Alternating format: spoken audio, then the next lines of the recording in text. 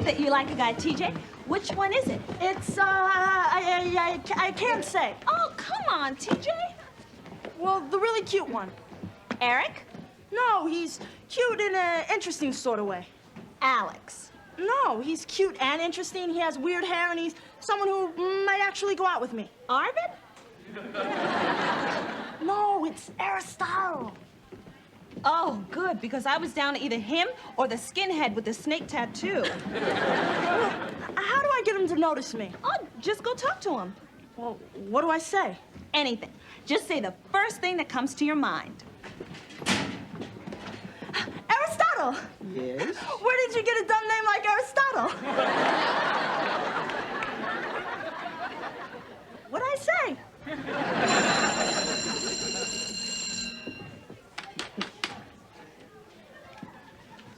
Hey. Hi. Okay, before we get started, I want to remind you that your essays are due before the end of the week. Arvid, are you okay? Are you all right, Arvid? Arvid, are you all right? What's the matter? What? What? You acting like somebody died or something.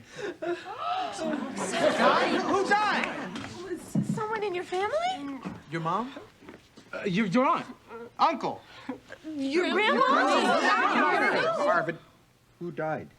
My dog! Wow. Hey, Arvid, about your dog. Poor Einstein. Yeah. Well, I just wanted to tell you, I'm really sorry about him dying, and oh, what am I saying? I'm not sorry.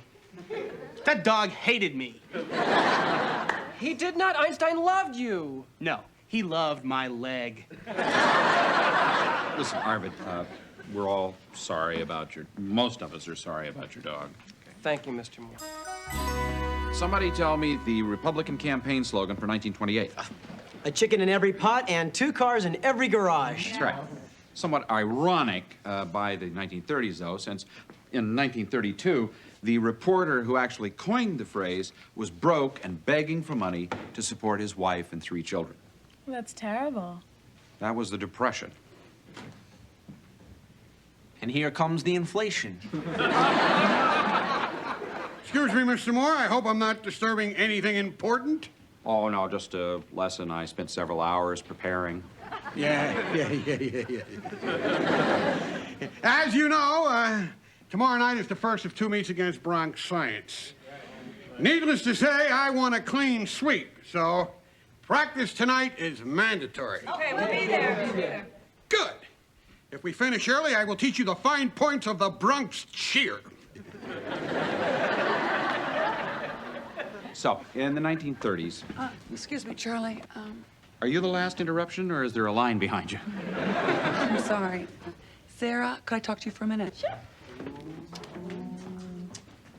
Uh-oh. Bad news Bernadette strikes again. Bad news, Bernadette? She looks like good news to me. Yeah, well, whenever she calls a kid out of class, it's trouble. For you, maybe, not for Sarah. Yeah, what kind of trouble could Sarah be in? Maybe Dr. Samuels has a new rule against perkiness. Maybe she's the one who's been doing the happy face graffiti. So what'd she say? Yeah, is everything all right? You in trouble? No, everything's fine. Well, so what happened? My grandmother died. Oh, I mean, that's not fine. Of course, it's terrible. Well, I really did care about her. It's just that, well, she'd been sick as a dog. Oh, Einstein was sick as a dog, too. Of course, he is a dog. Or was. He's dead, you know. Arvid, we do know.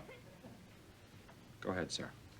Well, Mr. Moore, there's really not much more to say. I mean, I hardly ever saw her except on holidays. And, you know, every once in a while, I'd go over, I'd take her for a walk. And I'd take her for a walk. Oh, that was my favorite part, except when Einstein would meet up with a cat and he started barking like... Arvid, we're all sorry about your dog, but Sarah has just lost her grandmother. You're right, Mr. Moore. First my dog, and then her grandmother. They say they always go in threes. I wonder who's next. You, if you don't quit whining about that dead mutt. Dennis. Oh, I'm sorry, Arv. Don't cry. So, how did it happen? The poor thing was chasing a boxer down Fifth Avenue. Arvid, we're talking about her grandmother. Oh. Sarah, if there is anything that we can do. Oh, no, Mr. Moore, I'm fine, really. Sarah, if it makes you feel any better, I'm a firm believer in reincarnation. I mean, right now, your grandmother could be anything. A flower, an aardvark, who knows, maybe even that fly. Whoops. Now she's an aardvark again. Would you people show a little sensitivity to Sarah's feelings? Yeah, I met Sarah's grandmother. She was a really nice lady.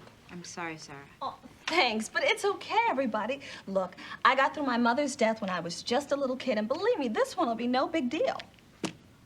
Oh, that sounds awful, doesn't it? I mean, I really am sorry that it happened. It's just that, really, you guys, I really didn't know her all that well. I hope you're not doing the eulogy. I think I can understand how Sarah feels. Now, what do we really know about our grandparents anyway? Every year, there's a couple of dollars stuck into a birthday card. Yeah. And they all have a tendency to leave hard candy on the coffee table. Yeah, that's her, that's her. But what do we really know about their lives? I mean, they are the best source of living history that we have. Listen, for tomorrow, I want you to investigate the lives of your grandparents during the Depression and be prepared to deliver an oral report tomorrow, okay? Okay. Okay, see you then. Later, Mr. Moore. Have a good day. Bye, Mr. Moore. Sarah. Listen, in view of the situation with your grandmother, you don't have to deliver your report tomorrow, okay? Why? Well, it seems like you don't really want to talk about her. Look, Mr. Moore, I'm fine, really. Mr. Moore, even though I, too, have suffered a loss, I'd be happy to do the assignment.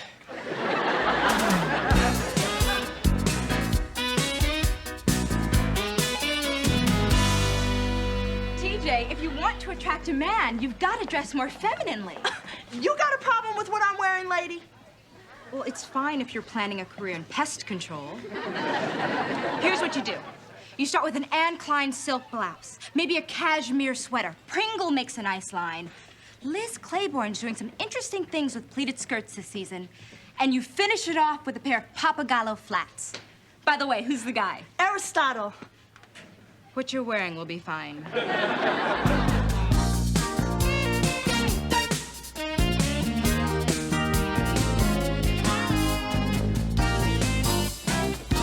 Hi, Sarah.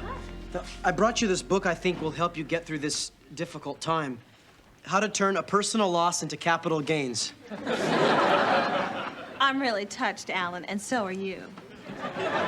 Sarah, are you sure there's nothing we can do to help? I am fine, and I'd be a lot better off if everybody would just stop being so nice to me.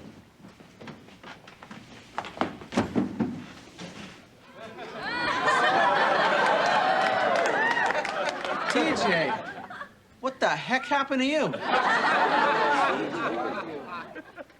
Hey, that looks funky fresh. What are you doing Saturday night? Nothing. Cool, can I borrow one of those earrings?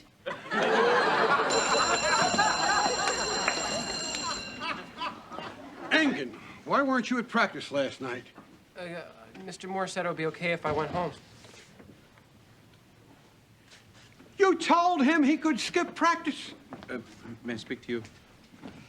I think you should know that Arvid was in no condition to practice last night. Huh? There's been a death. Someone close? Yeah, you could say that. Well, why didn't you tell me so? Stand aside, Mr. Moore. This takes training and sensitivity. Engen, get over here. You know, I almost went into psychiatry. I could recommend several doctors.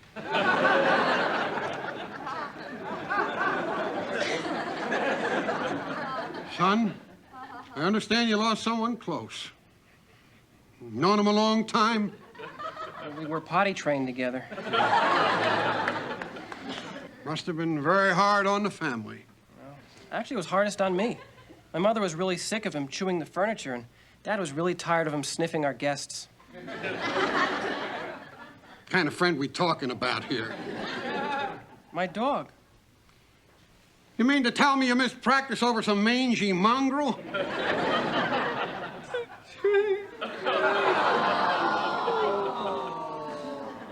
Nice technique, Dr. Samuels. Took my therapist about 3 months to get me to cry. Great. Sarah's going to her grandmother's funeral. My star player's a basket case. We've lost. Oh, don't worry, Dr. Samuels. I'm not going to the funeral. What? That's the school spirit. Yo, team. Carry on. You're not going to your own grandmother's funeral? Well, I don't think I should miss the academic meet. Wow, that's cold. No, Sarah, you let us worry about the meet. You should go to the funeral. No, I don't believe in funerals. Sarah, it's your grandmother. Okay, you're right. My grandmother died, and I'm not going to the funeral, and I'm not crying, and I'm a horrible person. Now, can we please get on with the class?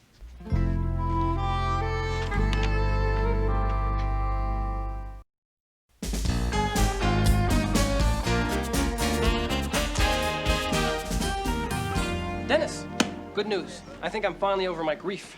A little late. We already lost the academic meet. I know, I just couldn't stop thinking about my dog. Yeah, tell me about it. The sequel to Tom Sawyer's Huckleberry Finn, not Huckleberry Hound. Dennis, I'll make up for tomorrow night at the rematch. But I think I have the whole thing under control. Einstein may be dead, but that doesn't mean I can't be near him. I've got his ashes. You know, I think you may have something here, Arv. Add a little hot water. Cup-o-dog.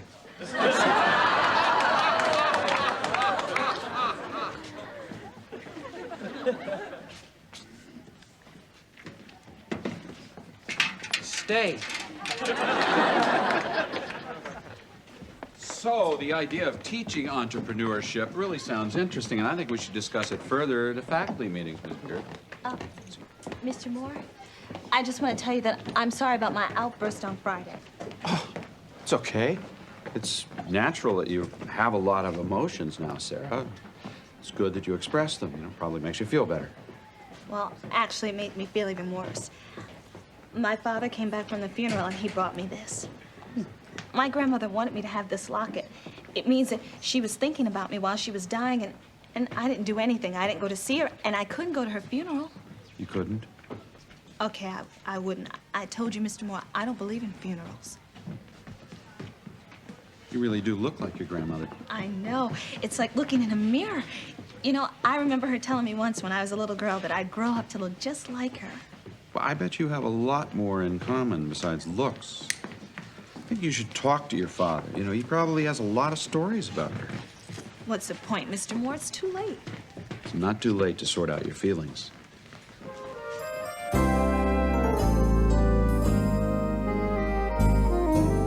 And what's really interesting about my grandpa is he's a vegetarian just like me. And today he's still alive, spry, and he has all his faculties. How old is he? 57. It's amazing. Well, I suppose we can all see.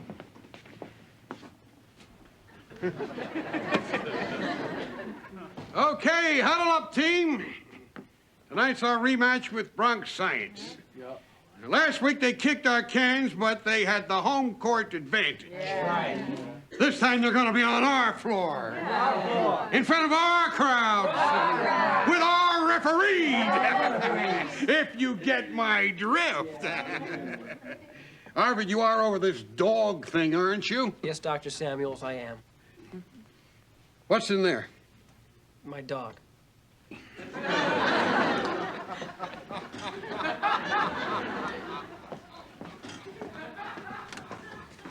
Oh, Mr. Moore, I'm sorry I'm late.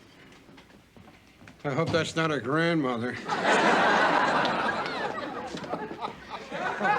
Mr. Moore?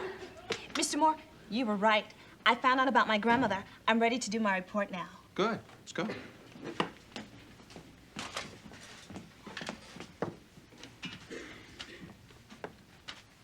This was my grandmother, Clara Nevins. She turned out to be a lot more than just a little old lady. I found out that she lost her first baby. Back then, the infant mortality rate in Harlem was much higher than in any place else in the city. So my grandmother, she decided to devote her life to improving medical care for babies. So she worked 3 jobs, and she put herself through medical school. Then, in 1937, she became pregnant again, and this time she had proper medical attention, and she gave birth to a healthy baby boy, my father. And, you know, as my father was talking, Mr. Moore, I remembered how when I would get sick, my father, he'd call my grandmother, and she'd come over, and she'd take care of me, and she could answer all my questions. In a lot of ways, I owe my dreams of becoming a doctor to my grandmother. It's very nice.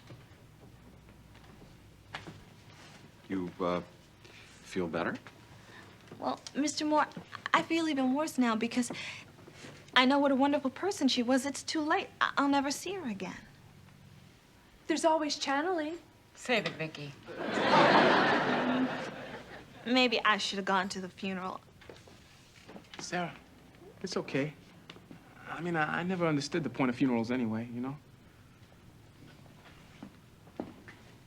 You know, a lot of people feel like Alex does. I mean, there are people who do not want a funeral after they die.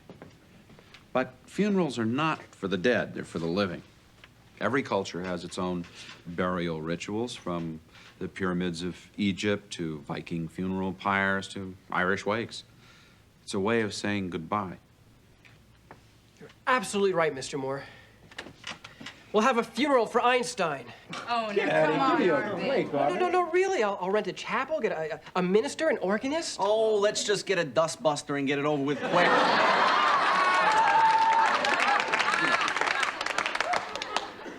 Seriously, we could do it right here after school, you know, before the academic meeting. Thanks, Mr. Moore. That's great. See you later, Mr. Moore. Hey, it'll be nice. Oh, come on, Mr. Moore. We're not really gonna have a dog funeral, are we? Well, look, Arvid is obviously having trouble getting over this, so maybe a funeral would help. If nothing else, it gives you a chance to show him that you do really care about it.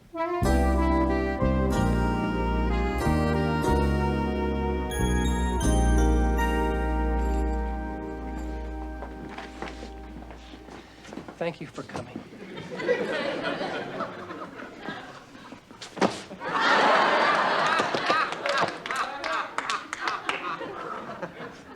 I bet this would look pretty weird to an outside observer. This looks pretty weird to an inside observer.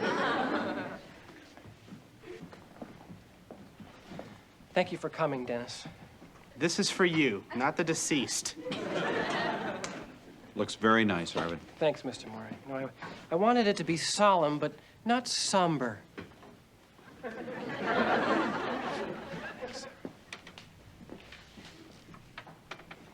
Well, we're all gathered here to mourn the loss and celebrate the life of Einstein Ingen. For 14 years, Arvid's good friend and companion. Why don't you take over from here, Arvid? Yes, right. Before I begin my eulogy, I'd like to begin by showing a few slides to commemorate Einstein. First. When I was a lad, an old chap was a pal. This is Einstein chewing his very first pocket protector. This is Einstein with Dennis.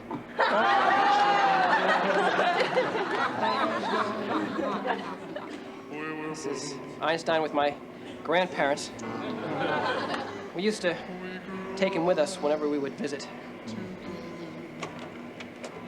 This is Einstein on the beach.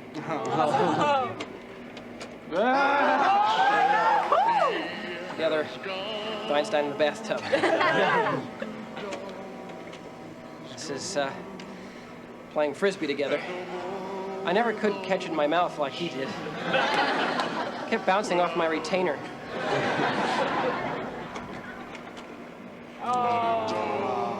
This is the two of us together just last month.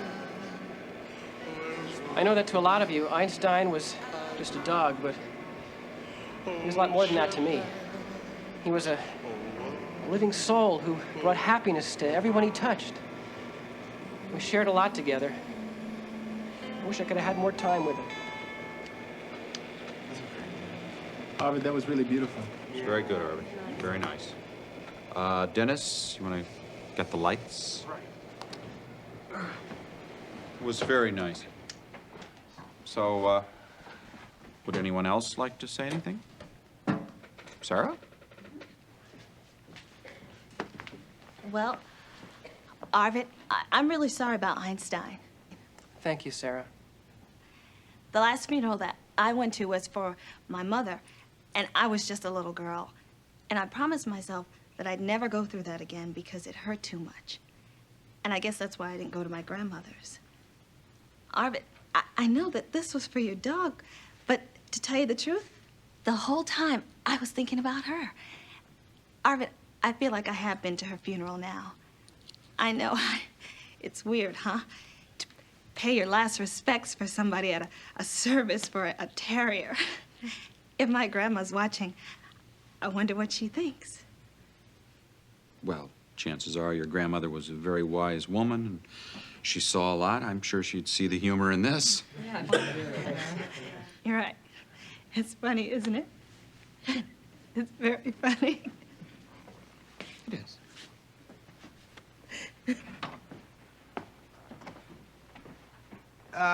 Arvid, we can't bring Einstein back, and we all know how you feel. So we wanted you to have this. Oh, thanks, Dennis. Oh, thanks, everybody. Oh, you're so cute. Yes, you are.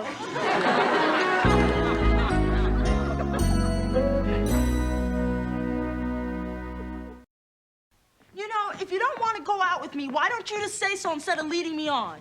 TJ, I don't even know what you're talking about. Okay, go ahead. Play with my emotions. What are you saying? You want to go out with me or something? You know, you're really pushing it, buddy. Why don't you just drop a few hints? Hints? I tried to strike up a conversation with you. I pranced around in a really killer outfit for you. I played harder to get than Rubik's Cube. I've been in your face for the last week. Then why didn't you just ask me out? I'm shy.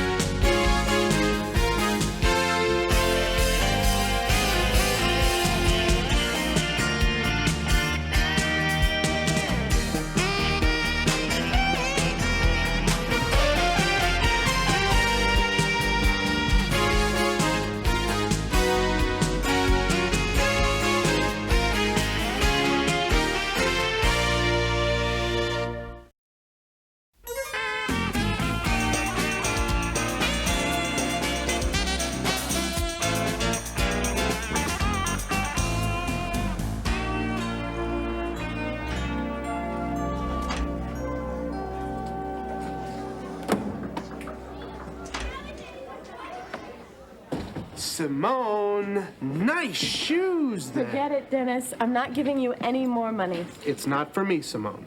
I was watching the telethon a couple of months ago, and now they're bugging me for my pledge. I owe them $9, and it's for Jerry's kids. Jerry's kids? $9 buys a kid a trip to the circus. Oh, okay. I've only got $3.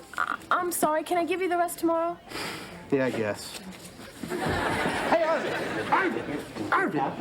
Right. Whoa. I need to borrow $6. Dennis, you borrowed $2 from me last week. And you borrowed $1 yesterday for lunch, remember? Yeah. That's $3. So that leaves $3 you owe me. All I have is $2. Okay. You'll owe me $1, but I want it no later than tomorrow. Do you understand? Well, at least when you take my lunch money, you don't break my glasses. That's right. Maria! Don't give them any money, Maria. The best thing to do with panhandlers is to give them your usable discards. How would you like to live to see puberty? How would you like to pay me back my money, you welcher? Hey, come on, guys. Now, you know I wouldn't be hitting you up for money if it wasn't for something really, really important. Oh, yeah? Like what, Dennis? Well, So, Dennis, you get your new speakers yet? oh, that's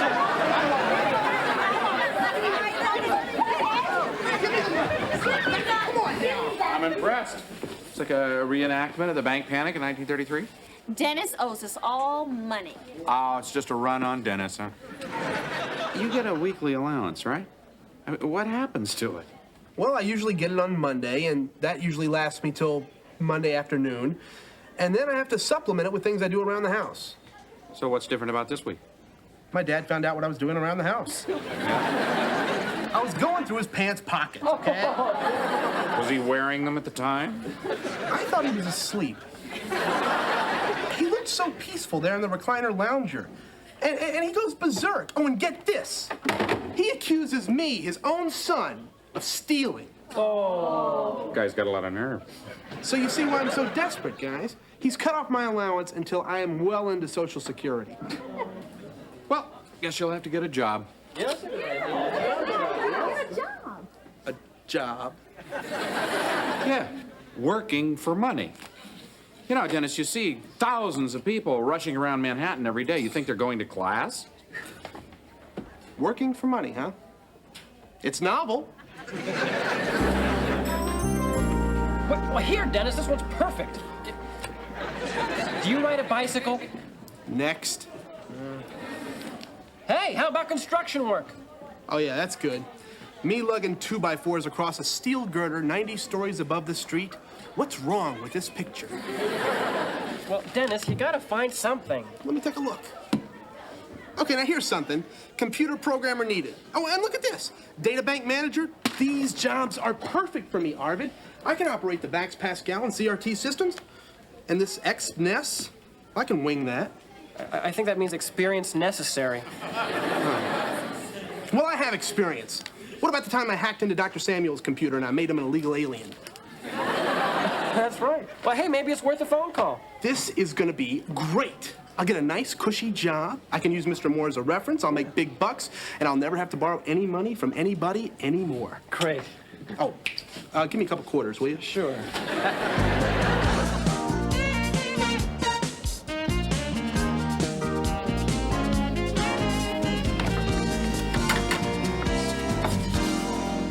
Morning, Tony.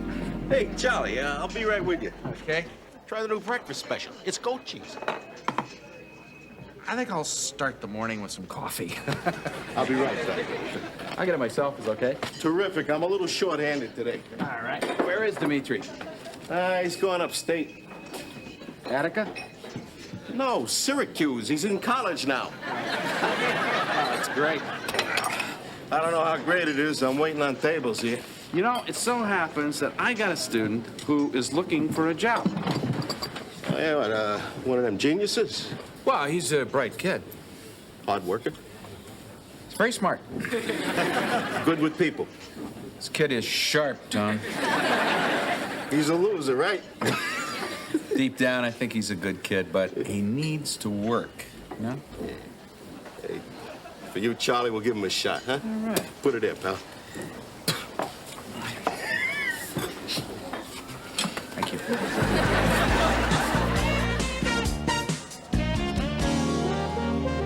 And Andrew Jackson's administration was the last one not to leave this country in debt. Then again, how much can an MX musket have cost? Well, that and other burning issues we'll address tomorrow. Dennis, I need to speak to you. See y'all.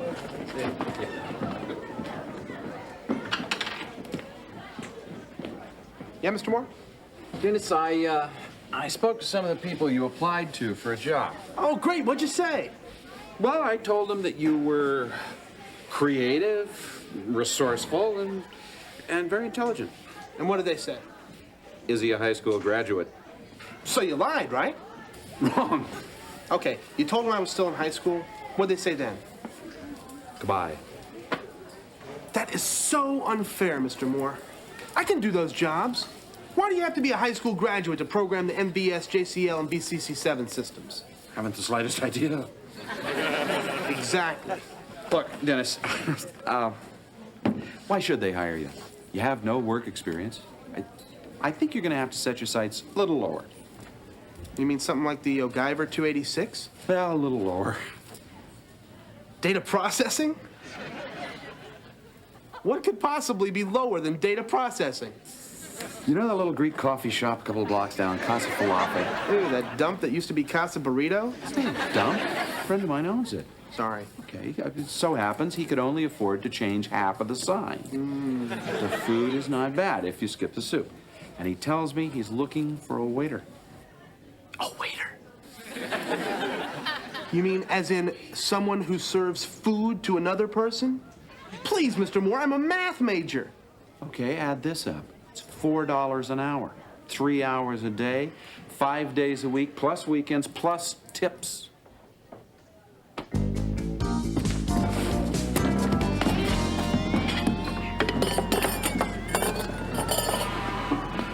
Enjoy your lunch. Hey, Slim. Yo. Now, I might not be the galloping gourmet over here, but I do know that pastrami's not supposed to be brown. I am a waiter, not a food colorist. Hey, wise guy, here, you eat it. Why don't you let me get you another sandwich, sir? It's my fault.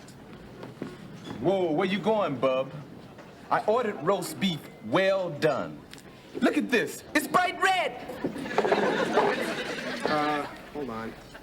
All right, I think I figured this out. Here. It's for you. Bon appetit! Yo, Dennis, malted. Oh, thanks, Mr. Pappas. I'll tell you, this is gonna hit the spot. Not for you! Him! Sorry! What are you doing? I'm sorry, Polly. Bring it over here. I'll get you another one. See, I heard you. You said Dennis Malton. How many times I gotta tell you? But You're trying to you said ruin my Dennis Malton. business here. No. We got to go clean up the table. Yeah, do something good for a change. Get out of here. We get...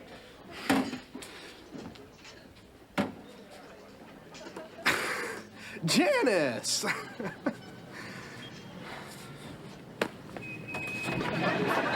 Do we have a lunch date? It's funny. All through school today, I've had this strange craving for goat cheese. Yeah? Well, we're out of goat cheese. Sorry, sir, your bologna's rancid. I'll get you another one. That's okay, because now I have a strange craving for revenge. Janice, what are you doing? Janice, hang up that phone.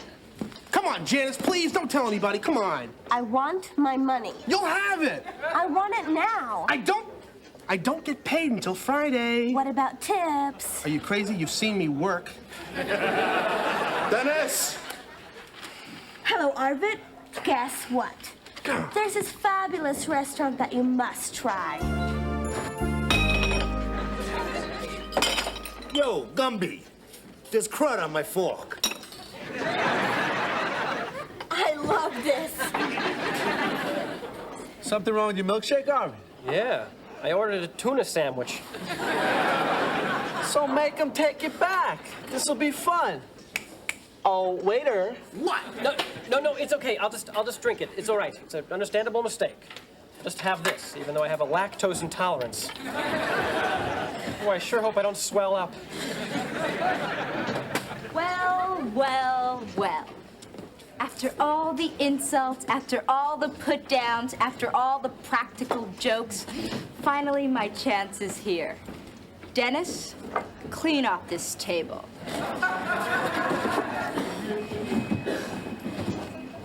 Ahem. Heard the lady. Hit off the table. And where's your hat?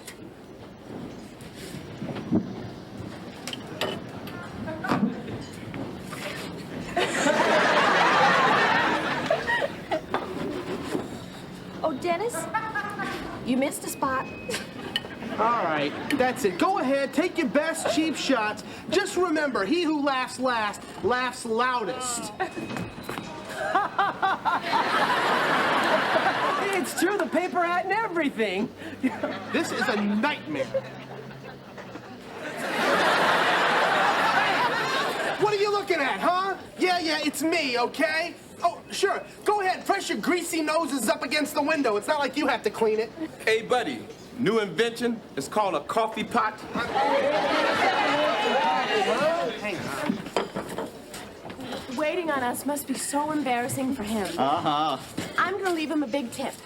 I think we should see how the service is first. Hey, we don't want to over-tip him. We don't want him to think that we're taking pity on him. Maybe you're right. I think I'll just leave him a thank you note. Thanks. Enjoy. Enjoy. Thanks, Tony. Thanks, Tony. Hey, no, thank you. And I just want you to know that all of Dennis's friends are always welcome here. And I'll give you a student discount. Oh, thank you. Hey, did you hear that, Dennis? We're gonna make this place a regular hangout.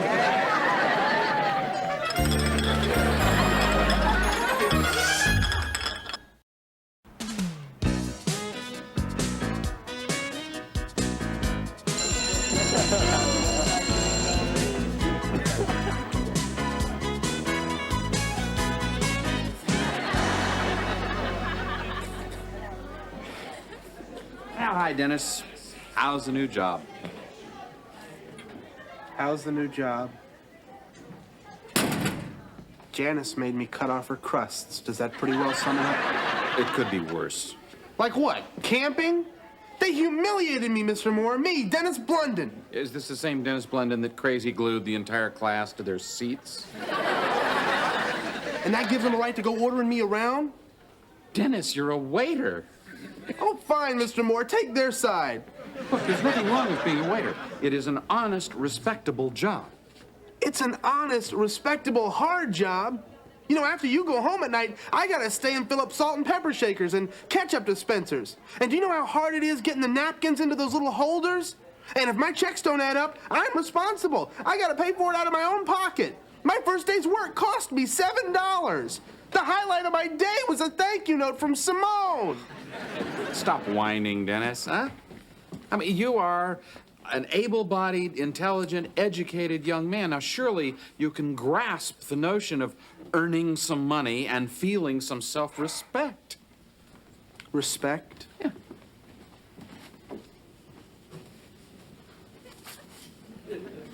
I'm wearing a paper hat. Dennis, the first week is always the hardest. It'll get better, believe me. You know, you just have to trust me on this. I guess you're right. Yeah. Finally, my fries are here.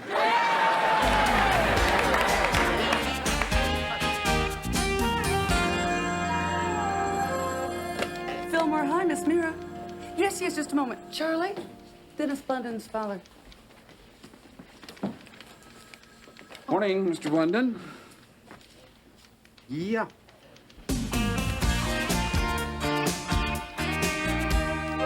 Money for you, Darlene. Hello, little Janice. Here is all the money that I owe you. Thanks, Dennis. And I'm sorry I had to lean on you the other day. Mr. Moore, here is all the money I ever borrowed from you paid back in full. Thank you, Dennis. I thought you didn't get paid till Friday. Oh, I don't. My dad gave me this. You did? Yeah, where else would I get this kind of money? It's a good question. So you don't have to be real smart to figure that we'll talk about this tomorrow. Okay. Dennis, I want to talk to you now. And Sarah, I am still waiting for your paper on the growth of the national debt. Well, I guess I owe you one. Yeah, tomorrow, 6 pages. I thought you said 5 pages. Interest.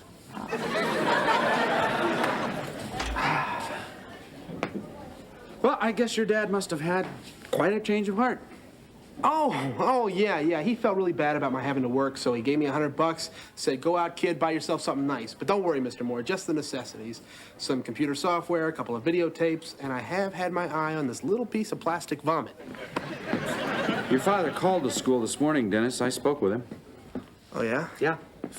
Wanted to make sure that you're not mooching money from your classmates. Said he wasn't going to give you any more.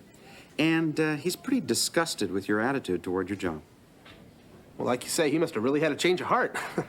Mood swings like that, you should be medicated, huh? Okay. I didn't get the money from my father. I borrowed it from Mr. Pappas. Uh-huh. So you're going to work off the debt? Well, not exactly. See, now that I've paid everybody back, and since I don't really need to work, I thought that at this point I could retire. Let me get this straight. You borrowed money from this man so you could walk out on it. No, it sounds bad when you put it that way. Well, I'll put it another way. That is reprehensible. Look, the guy goes out on a limb for you. He gives you a helping hand. You leave him high and dry. Huh? I vouch for you. He trusts me. Now, where does this leave me? You don't understand, Mr. Moore. I can't work there. It's humiliating. I hate it. Why should I have to go in there day after day and do something I don't like? What? Do you think that Pappas likes running this restaurant all by himself? You think he likes loaning somebody $100, discovering he's not going to be paid back? I didn't say I wasn't going to pay him back. Next month is my birthday, and every year Grandma Blunden sends me a check. So I cash it, I pay Mr. Pappas back, problem solved. Now what are we getting so excited about? I mean, what's $100? I'll tell you what it is to a man like Pappas. He probably has to work a month, Dennis, to save that much money. I promise you, I will pay Mr. Pappas back. But I am not going to work there. You just don't get it, do you?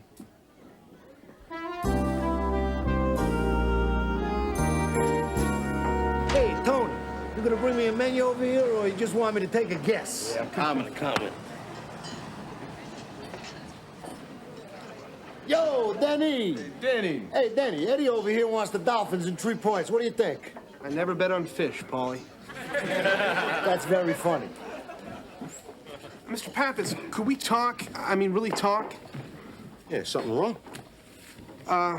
This is hard to say, but I've got these personal problems, and You need more money? Go take it out of the cash register. I trust you. Meanwhile, I'll get Louis his coffee. Louis, could you wait for the coffee? No, Mr. Pappas, I don't want to borrow any more of your money. I feel bad enough about borrowing the $100 in the first place. And I'm going to get that back to you, I promise. Hey, Dennis, you're a nice kid. You pay me back when you can. Hey, is anybody waiting tables here or what? Dennis, we got customers. Hey, you working here or not? That's what I want to talk to you about, Mr. Pappas. I gotta quit. Quit? You mean now? Well, yeah. It's a great job, and you're a great boss, but I'm in school, and I got homework. Hey, Denny, come on. I've been sitting here so long, I'm losing weight. Anthony, a bill of fare, please. Listen, I'm really sorry to see you go. What about the chow? Nice food, huh? Let's go. Hey, everybody, shut up, will you?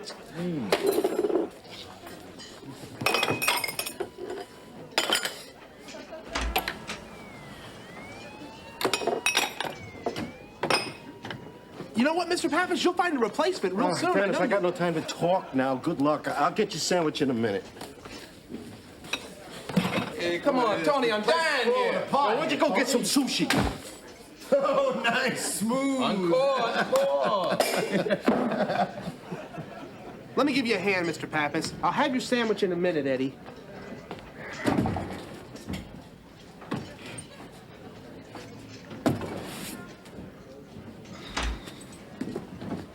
There you go, Eddie. Tuna on rye, no mustard. Just like my governess used to make.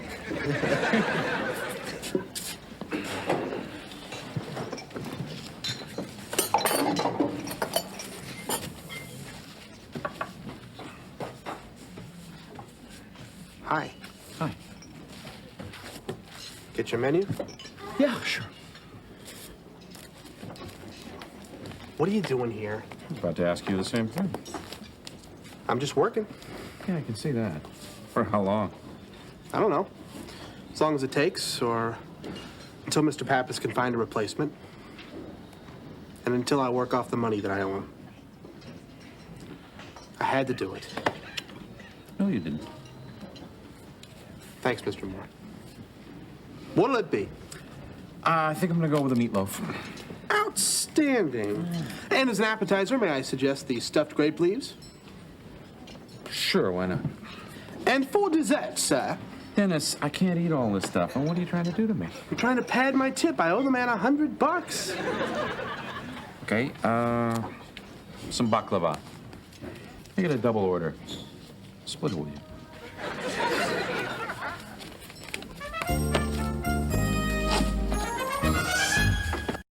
Hey, everybody. Guess what I got? No, it's not plastic vomit this time. It's my first paycheck. Yeah, so? What do you mean, yeah, so? This is mine. I worked 2 long, hard weeks for this money. So, how much did you make? $3.14. That's after taxes, I guess. And after I paid back Mr. Pappas. May not be much, but it's my $3.14. Feels a lot different when you earned it rather than just having it handed to you, doesn't it?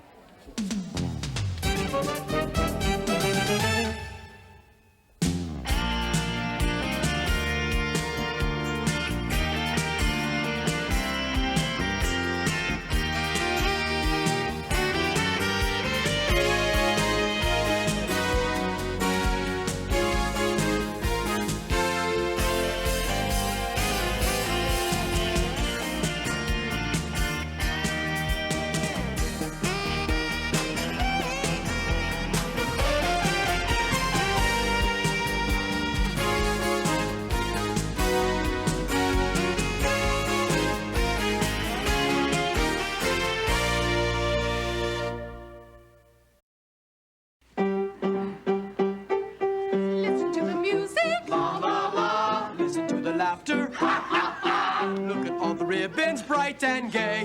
It's a Rhineland wedding day. It's a Rhineland wedding day. Everybody's dancing. Yeah, yeah, yeah. Kissing and romancing. Ooh la la. If you keep it up, it's safe to say another wedding's on its way. Another Rhineland wedding day.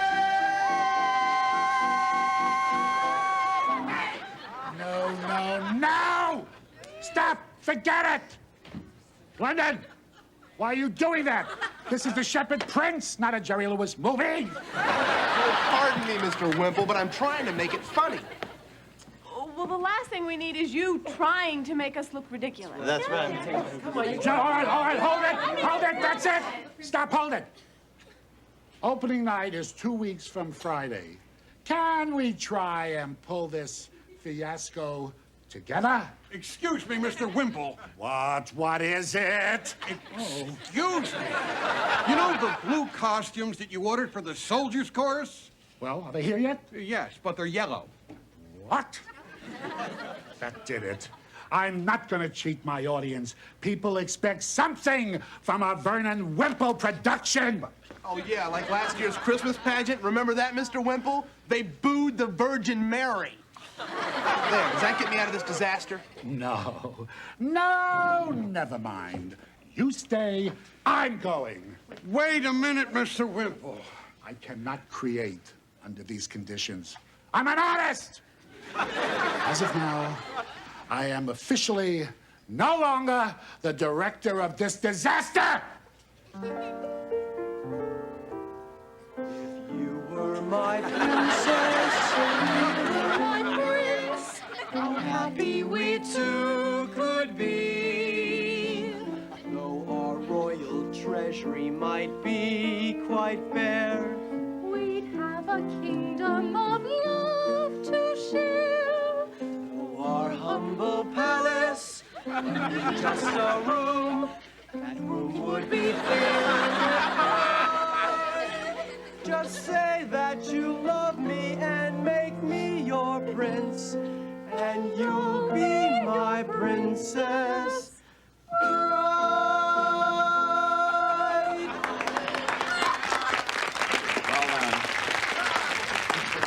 Well, okay, I'll direct a musical. What?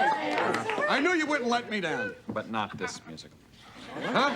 I think that we should do something more contemporary, you know, like Little Shop of Horrors. Yeah! Little shop of horrors, little shop, little shop. You want to do a musical about a plant that eats people? Yeah!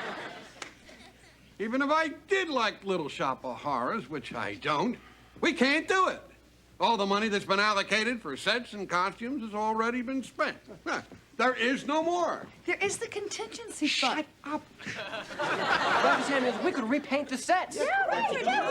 Kids, we can't just do another musical just like that. Oh, there's always a first time. You still here? We advertised The Shepherd Prince. We're going to do The Shepherd Prince. Fine. Save me a seat. I'll be there opening night.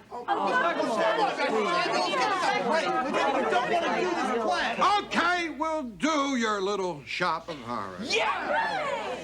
But I will not spend one more dime on this production.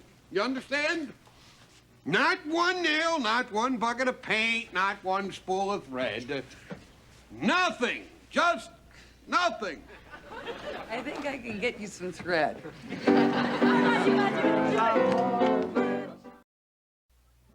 Out of the national budget, $21,000 for each American household goes to defense. Yet some people say we have less security now than before we spent the $2 trillion. Very good. Okay, the rest of you, I'd like 500 words pro or con on the subject for Friday. Okay? See you tomorrow. Is there something? The cast list, right? Yes. I have it here. I don't think it's the right time. Oh, come on. Simone, Janice, Jawaharlal, chorus, atmosphere, etc. All right. Arvid Ingen, prompter. From villager to prompter? That sounds like a demotion. Sarah and Darlene are Crystal and Chiffon. Hi! Who's the other one? Monica Kisselback. Who's playing Mr. Mushnick? Yeah. Oh, don't worry. I'm working on that, okay? Eric will be Oren, the dentist. And Alan. I know. Seymour. I'll be great. Thanks, Mr. Moore. Sure. Saying the much-coveted role of Audrey will be Maria Borges. Congratulations. What? I said you'll be playing the role of Audrey. You know, the lead, the star of the show. Oh, great. If it's not too much trouble. No, I'm sorry, Mr. Moore. I'd love to do it. Thank you very much. Mr. Moore, when you direct, how come I feel so unimportant? You're very important, Dennis. I'm counting on you to run things backstage. You're going to be painter, construction, stage managing, like you did for Grease. Backstage again? Are you two guys in or out? Okay. Thank you.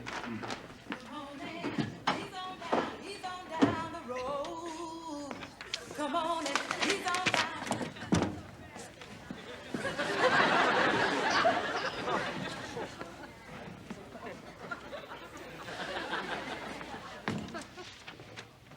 TJ, was that you? Was what, me?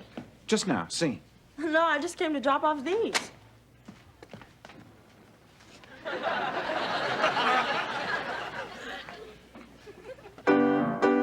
Plant. It grew. Bright sun. It was beautiful. Excuse me. Look, Alan, the essence of Seymour's character is shy. He's awkward. You know, he's clumsy. He says all the wrong things. He's wearing the wrong clothes. Right. Yeah. Uh-huh. Okay, so can we try it again? Are you with us, Arvid? Yep. And Maria. You don't know the half of it. I've led a terrible life. That's all behind you now.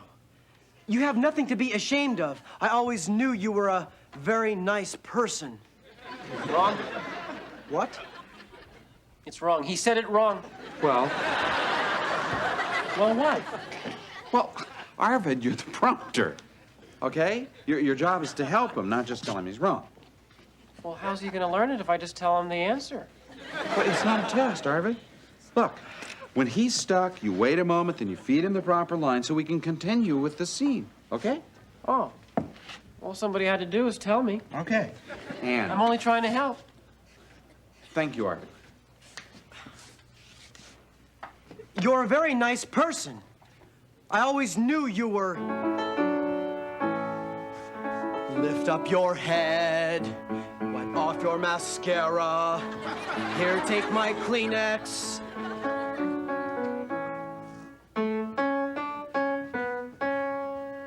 Wipe that lipstick away.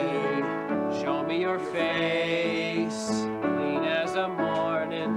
I know things were bad, but now they're okay. Suddenly see more.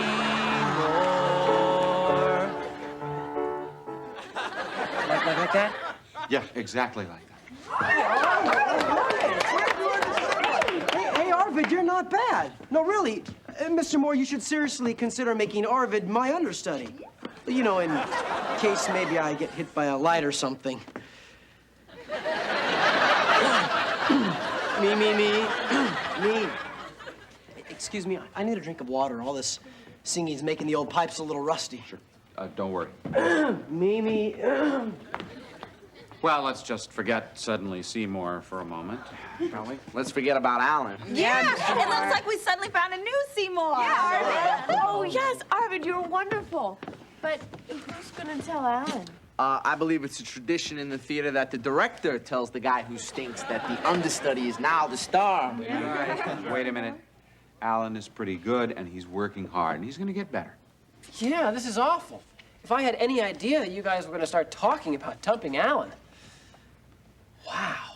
Nobody's dumping anyone. Let's just see how things go, shall we? And then you'll dump him, right?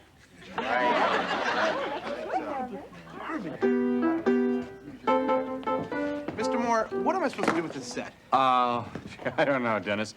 Try painting it. We have no paint. Well, don't worry, okay?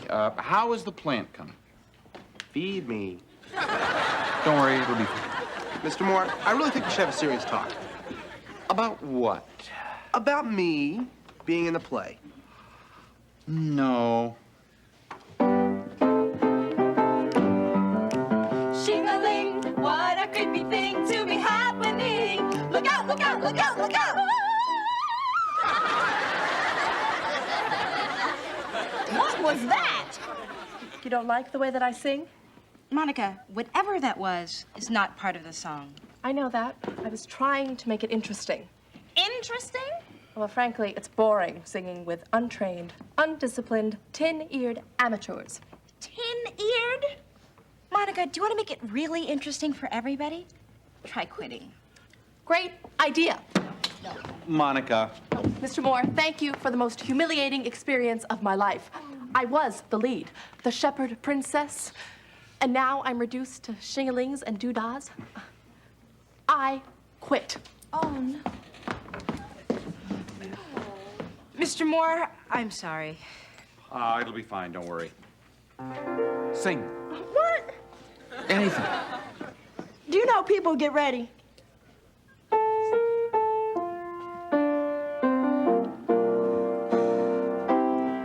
People get ready. There's a train a-coming. Don't need no baggage. You just get on board. All you need is faith to hear the diesel humming. Don't need no ticket. You just thank the Lord. Welcome aboard. You are our new runette. All right. Wait a minute. This is an extracurricular activity, right? Right? Can't do it. Dr. Samuel says I can't be in any extracurricular activities until I apologize for something I didn't do. What is it he thinks you did that you didn't do? Singing in the hallways. Sorry, gotta go. Mr. Moore, maybe we should just go back to the Shepherd Prince. Right. At least we had sets and costumes, and we still don't have a Mr. Mushnick. Okay, you want a Mr. Mushnick and sets and costumes? Fine. They're all on their way, okay? How? Well, first, I think it's about time that I told you about this guy. Let's call him Dixon Ticonderoga, okay? Oh, shh, here comes Dr. Samuels. Where is Dixon Ticonderoga? I don't know. He said he had a few things to do. Mr. Moore, it's just not fair. We're here working hard, and Dixon Ticonderoga's out there somewhere goofing off. I heard there's a problem. What is it? Miss Mira, you promised. I'm sorry, Mr. Moore. It was my duty to tell him. Well, it's just a tiny problem, Dr. Samuels. Since I'm dropping Dixon Ticonderoga from the show, we don't really have anybody to play the role of Mr. Mushnick. Who's he? Mr. Mushnick runs the flower store where Seymour works. He's just sort of the star of the show. So this is where Seymour is showing the plant to Audrey and her boyfriend, Orrin, okay? All right? And, Dennis, the plant, please.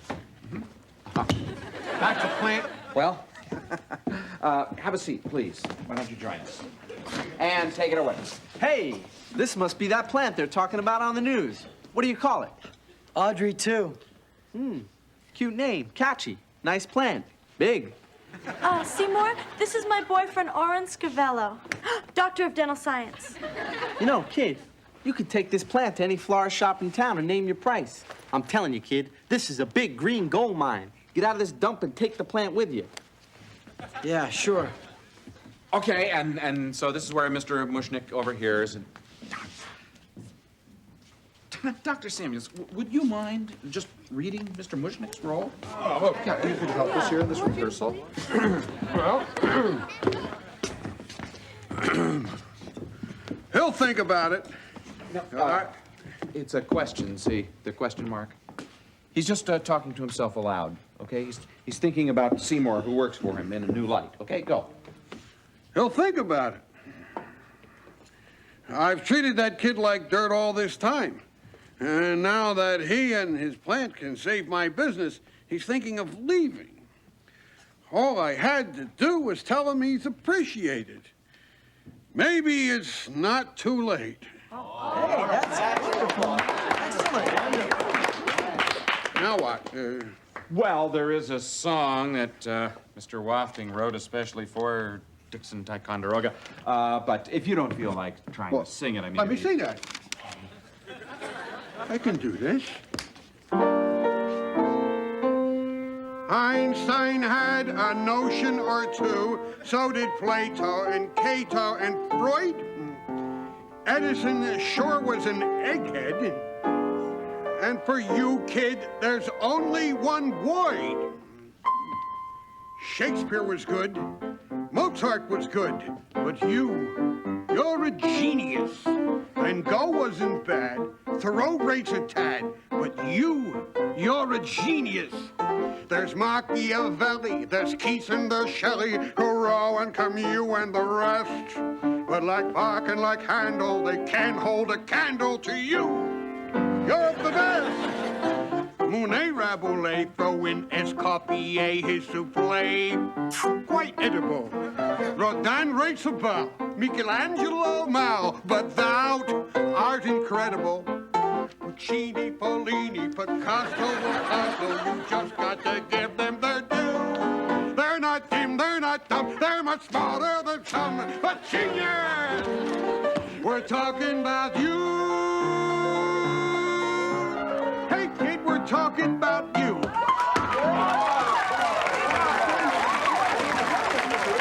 My God in heaven, I mean, if only we could find someone like you to play this role.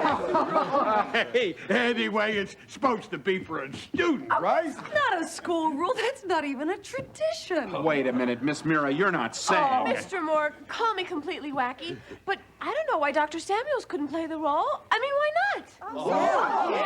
No, wait a minute. This is my decision, and I've decided. That's a brilliant idea, Simone. Congratulations. That is, if... Okay, I'll do it.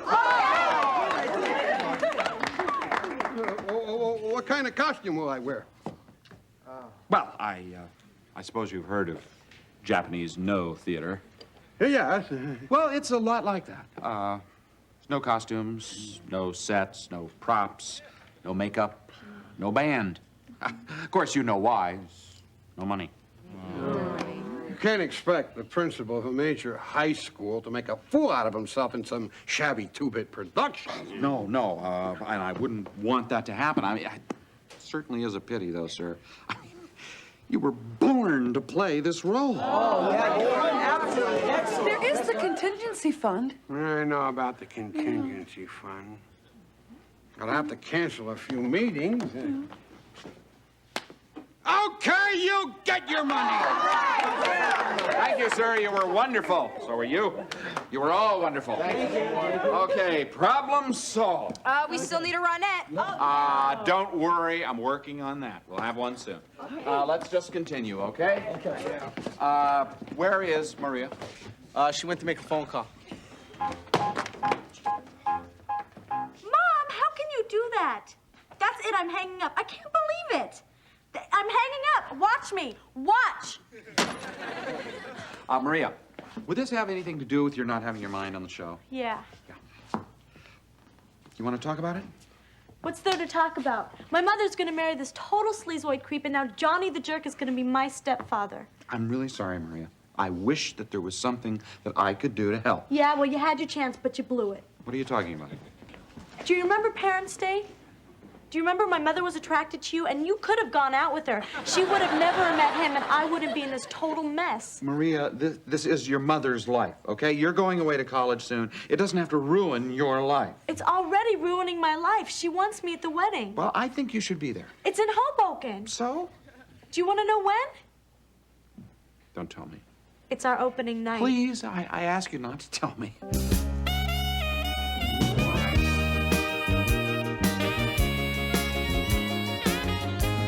Oh, Mr. Moore, Dennis asked me to show you something. Where is Dennis anyway? He's supposed to be in charge of this chaos. Plant number 1. Plant number 2. Feed me! Please, Mr. Moore, please, you gotta let me be in the show. It'll be so great, please. Okay, you're in. Oh, thank you, thank you, thank you, thank you. More? Oh, Dr. Samuels, I'm glad you're here. I really need your opinion as the star of the show and doing some recast. Oh, anything I can do to help? Well, we're recasting Ronette. Little shop of horrors, little shop of horrors. Thank you. Little shop of terror, from a cop. Little shop of horrors, no, no. Little shop of horrors, bop, shoo, bop. Little shop of terrors, watch 'em drop. Little shop of horrors, no, no. Shelley, creepy things to be happening. Look out, look out, look out, look out. Thank you. So, what do you think, huh? No, it's okay. It's okay. Thank you. Thank you. Look, I have seen only one real Ronette. Oh, Dr. Samuels? Great. Listen, TJ needs your permission to change her detention from Monday to Wednesday. Is that okay? TJ, what a surprise. I know what you're going to say, and the answer is no. Absolutely no. Look, Dr. Samuels, we need her. Fine. All she has to do is apologize to her high school principal for calling him a liar. I never called you a liar. You called me a liar. I told you to stop singing in the halls. And I told you it wasn't me. Oh, yes, it was. See, he's calling me a liar. Is there some way that we can solve this problem? I don't think so.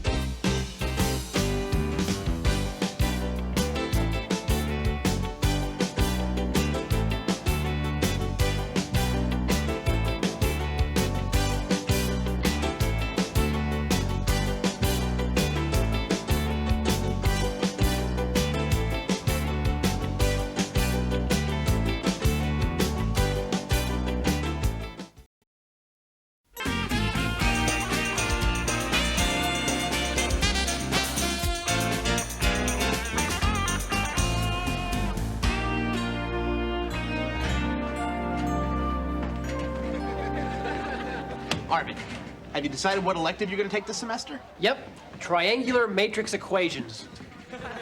No, you're not. Arvid, the purpose of an elective is to delve into a new and totally unknown field. Yeah? So, what's that unknown field into which we've always wanted to delve? What? Yeah. Oh, wait a minute, Dennis. I don't think that's on the course list. No, but home ec is. What? Home ec? Why would we want to take that? It's for girls. Oh, right. I'd just like to say that I think the Board of Education is being pretty darn reasonable. So let's stop all this gloomy Gus strike talk, huh? I mean, we don't have to have a raise, and I think we all can live with one little rollback. The important thing is we've got our health. We better. Soon we won't have any health insurance, which is why we got to strike. No, wait. I'm sorry, but as your elected union rep, before I go to the negotiating committee and say that this chapter wants to strike, I think that we should investigate some alternatives that are a little less disruptive. Right.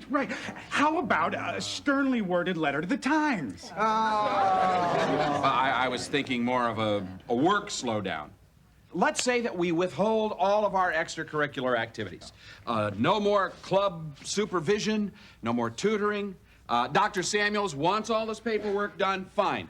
We do it only during school hours. Smarten up, Charlie. A work slowdown, we'll lose our jobs. We're going to be cashing in aluminum cans. I think it's a great way of getting our ideas across. Let's do it, Charlie. Wait, I got it. How about buttons that say unfair? How about I take your face and move it No, around? Miss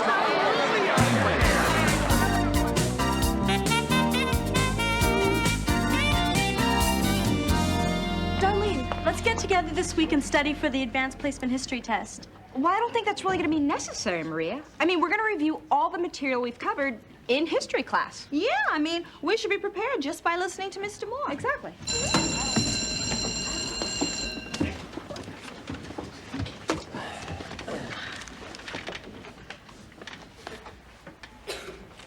Mr. Moore, don't you want to get started? Yes. Sorry, we've got a mountain of material to cover today. Tell us about it. So, what's first? First, how many people here drink milk with lunch at least twice a week? Show of hands, yeah. This ought to be good. I can't wait to see how he ties it in with the Spanish-American War. Okay, how many drink chocolate milk?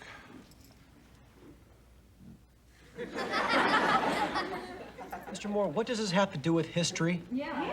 Nothing. This is a Student Nutrition Evaluation Report 629/R.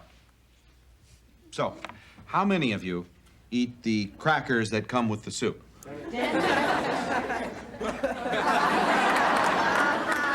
Mr. Moore, we have that test next week to review for. Yes. That's right. I'm sorry. I'd like to be able to help you, but the school board hasn't budged, so until that changes, we teachers are trying to complete all of our paperwork during school hours. So if I can finish this, maybe we'll have some time before the end of class. Well, then we can get together after school for special tutoring. That's a good idea. No, we can no longer involve ourselves in extracurricular activities either. But what about us? We have to do well on these tests. Our futures are on the line here. Yeah, Mr. Moore. Can't you bend the rules a little bit, Mr. Moore? Yeah, just a little. Well, I would like to, believe me, but I got to stand by my union.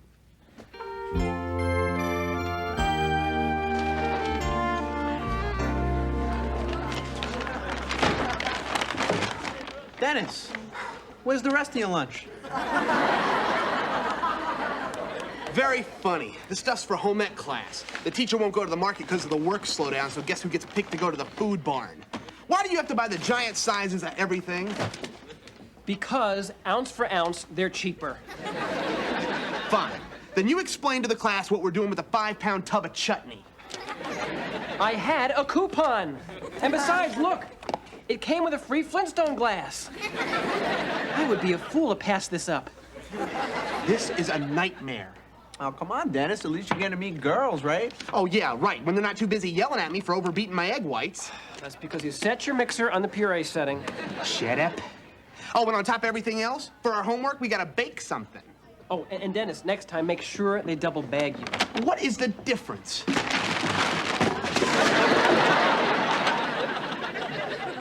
That's the difference. Things get ugly, Miss Mira. Management may have to fill in for the teachers. So you'll be teaching freshman English and metal shop. Metal shop? You mean with welding and riveting and banging? Wear the safety goggles, you'll be fine. Dr. Samuels, why can't the janitor teach metal shop? No, I've got him down for modern dance. Why? Well, that's what he wanted. Please, let's not mess with the janitors Dr. union. Samuels, What do you want? I wanted to give you these. Huh. Petitions from the faculty, huh? Well, here's what I think of your petitions, Comrade Moore. Well, actually, those were your surveys and questionnaires. What? You see what you made me do? I'm supposed to send these through the proper channels. You just did.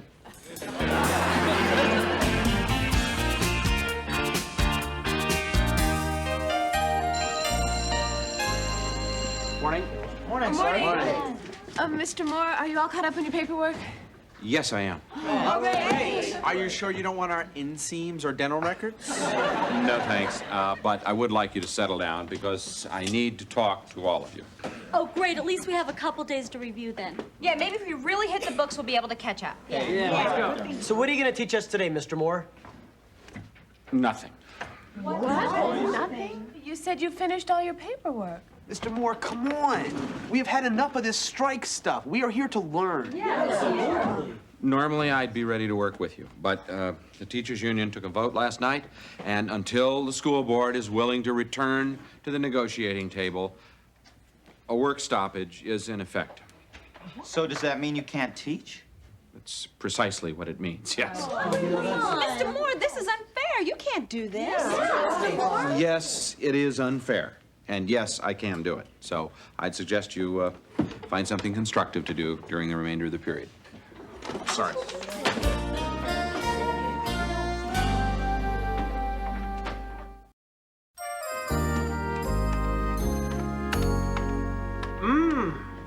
Poached salmon with dill sauce. And you know what would be good with that? A nice lobster bisque. What do you think? I think if I hear you say bisque or fondue or finely chopped nut meats one more time, I'm going to use your tongue as a scouring pad. You're just upset because you got a D on your gravy. Hey, lay off my gravy. I told you those weren't lumps. Oh, give it up, Dennis. There's no such thing as a gravy ball. Oh, yeah. Fellas, do you mind exchanging your recipes a little more quietly? Some people are trying to study. Sorry. Too bad some people aren't trying to teach. Mr. Moore, don't you care about us at all? Yes, I do.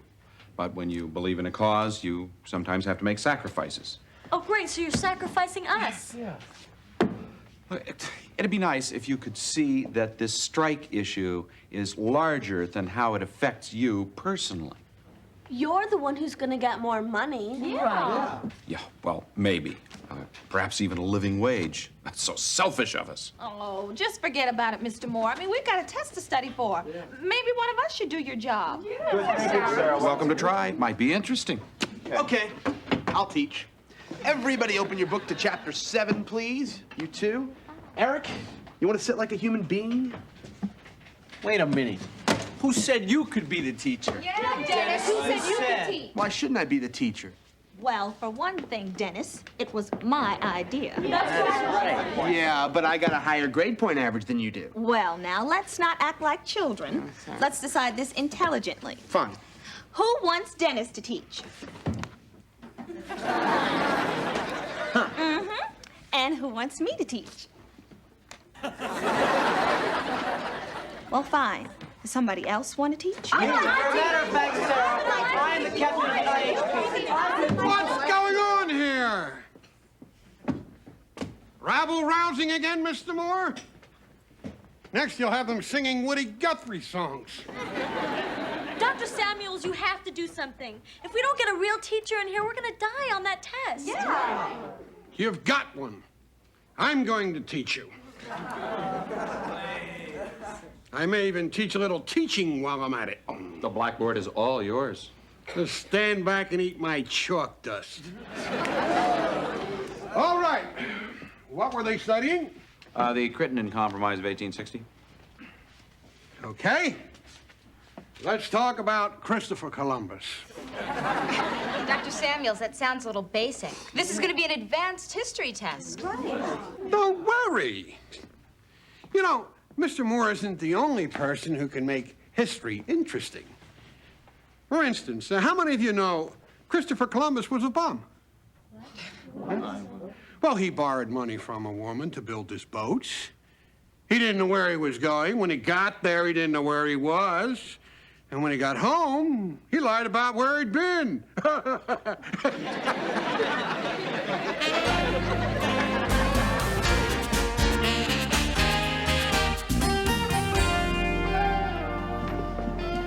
Dorfman! What do you want? You want to sign this petition? I don't agree with the negotiating committee. This work stoppage, how can I put it diplomatically, sucks mud. Well, sure, son. I couldn't agree with you more. This is great. Charlie's a good man. It's just, he's never been in the service, if you catch my drift. Yeah. Thanks, Dorfman. If this petition works, we're gonna start a wildcat strike. Total walkout. Picket lines, baseball bats, slash tires, the works. Your name is gonna be on the hit list of every principal in New York City. That's what I signed? Yes, sir. Oh, my God.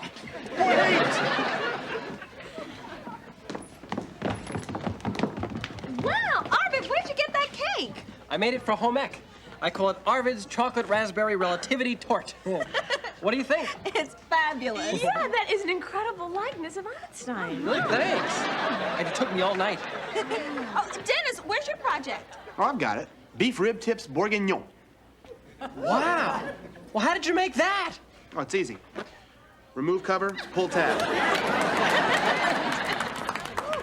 Dennis, you'd better come up with something else, or Mrs. Rinkoff is going to make you wash dishes again.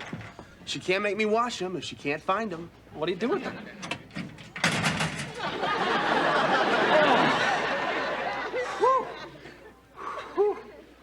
Oh, Dad! Oh!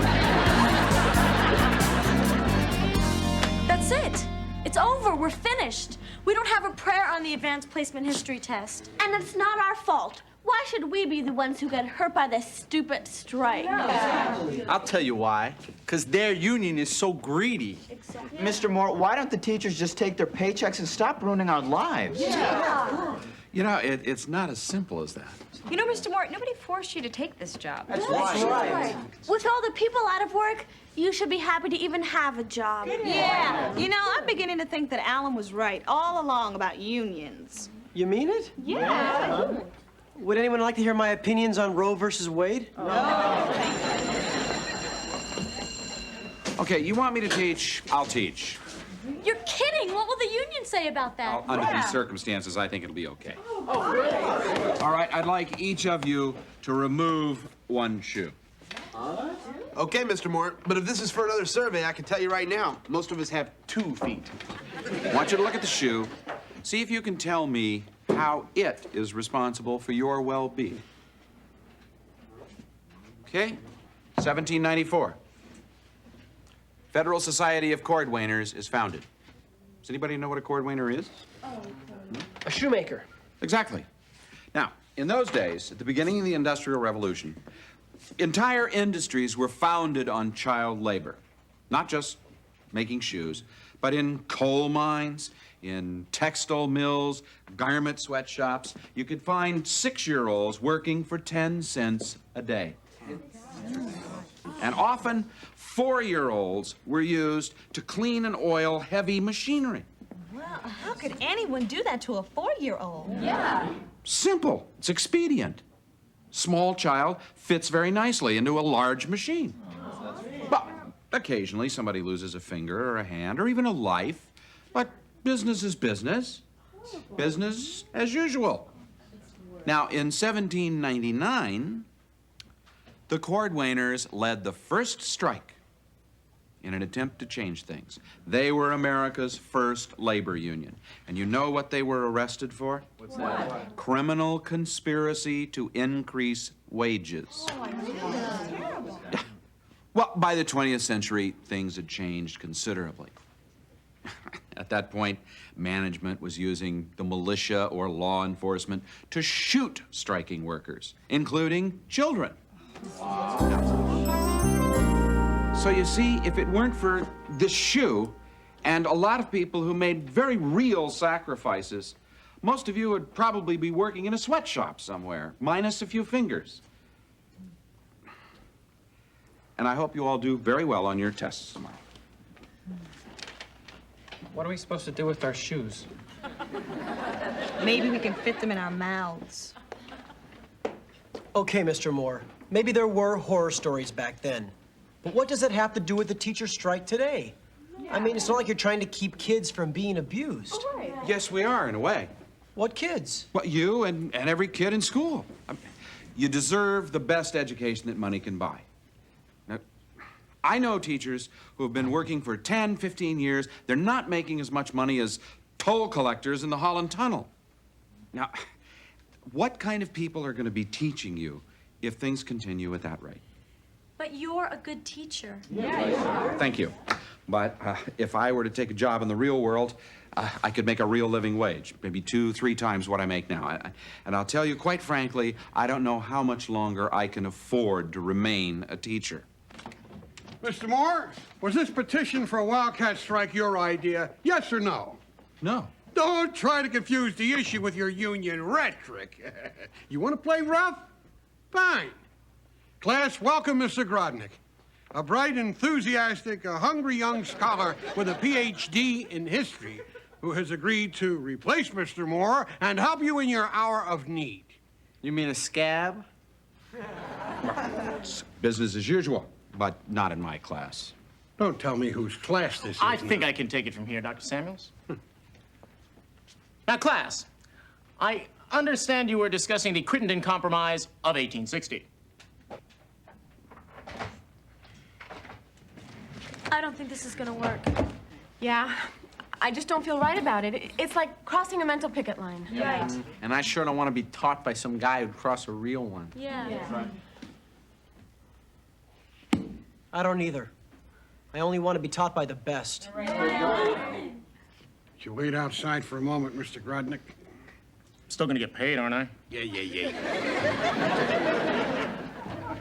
What's the matter with you kids? What about the test tomorrow? Well, I guess we probably won't do as well as we might have. Yeah. Maybe we'll score on the 94th percentile instead of the 98th. And maybe that'll hurt us a little down the road. But Dr. Samuels, lots of people have had to make sacrifices much, much greater than that. Yeah. I mean, we may not like it, but it is important.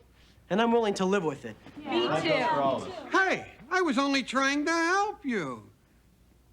This is your fault, Mr. Moore. Mr. Grodnick, did you ever conduct an orchestra? Very impressive. Yeah. I guess by not teaching us anything, you actually taught us something. That's right. Thanks. I'm glad. I sure wish we could use it on that darn test tomorrow. Mr. Moore, I still have one question. Sure. Can Dennis put his shoe back on now?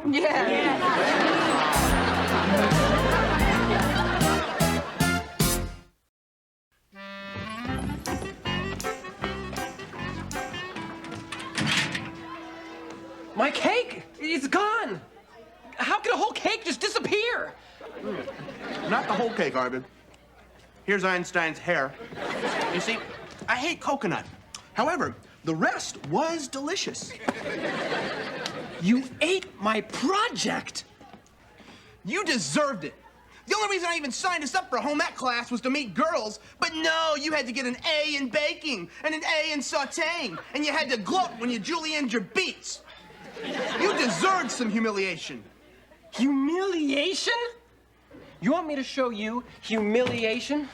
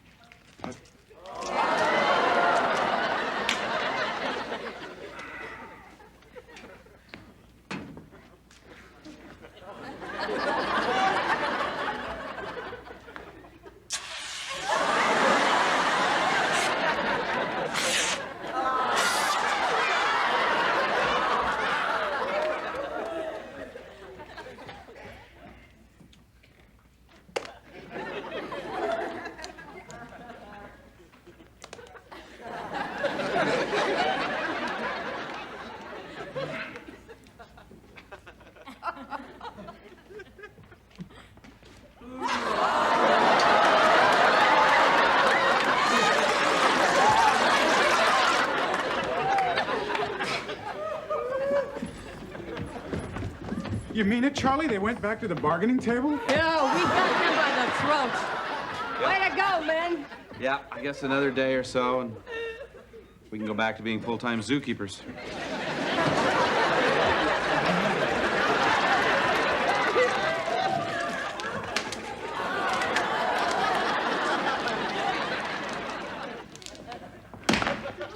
There. Fine.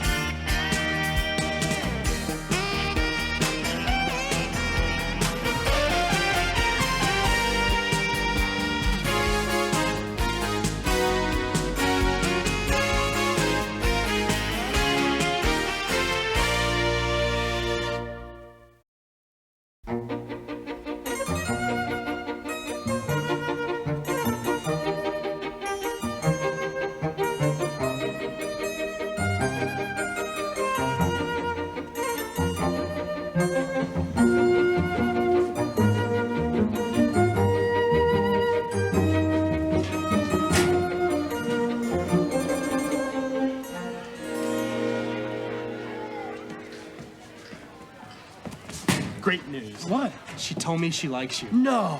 Yes. Me? You. Wow. Go. When? Now. Oh. Hi, Vicky. Oh, hi, Eric. Arvid. It's Arvid. Oh. Right, sorry. You know, I was reading Shirley MacLaine's latest book the other day. You know, those were beautiful scenes with the extraterrestrials. Arvid, I don't believe in that stuff at all. Are you kidding? Neither do I. I mean, like the so-called power of crystals. I mean, give me a break.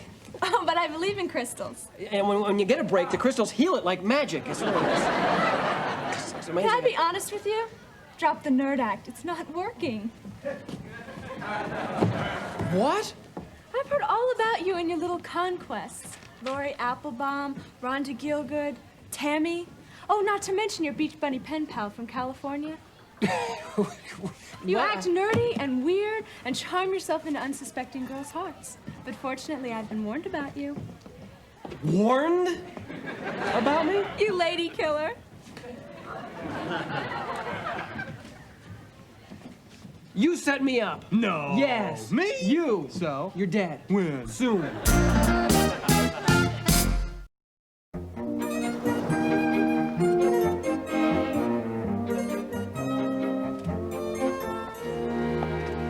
Good morning, Sarah. Good morning. Do you like this nail color on me? Darlene, it's clear. It is? Okay, I see the new ring. Happy? No, I'm not happy. I want you to be jealous, excited. I want to hear little shrieks of envy. Okay. Ah! Darlene, where'd you get that ring? Oh, my God! Gorgeous! Hey, everybody, guess what? Darlene got a new ring. I'll call the Times. Another one? Does this happen often? She's running out of fingers. How many rings does she have? Let me put it this way. If she were Jewish, she'd be Sammy Davis Jr. Whoa, nice rock. Thanks. It's Darlene's. Yeah? Can I have a look? Oh, yeah. This is nice. Fire opal, Southern Australia. Gotta be 3 carats easy. And the band? Let's see, too heavy for white gold. Platinum? Very good, Alex. Yeah, I got an uncle in the jewelry business. Tony Torres's, 57th and 5th. That's Tiffany's. Yeah, he's in front, on the sidewalk. Morning, everybody. What's new? Darlene scored a new rock, Mr. Moore. Pretty exciting stuff, huh? Now, wait a minute. Last week, I remember you running around showing everybody a new pocket protector. Yeah, Arvid. Well, that's because it's personally monogrammed. New ring, huh? Another one. That's not just another ring, Mr. Moore. That one has sentimental value. It belonged to my grandmother. Well, it's very nice. Tomorrow, I'll bring in my mood ring.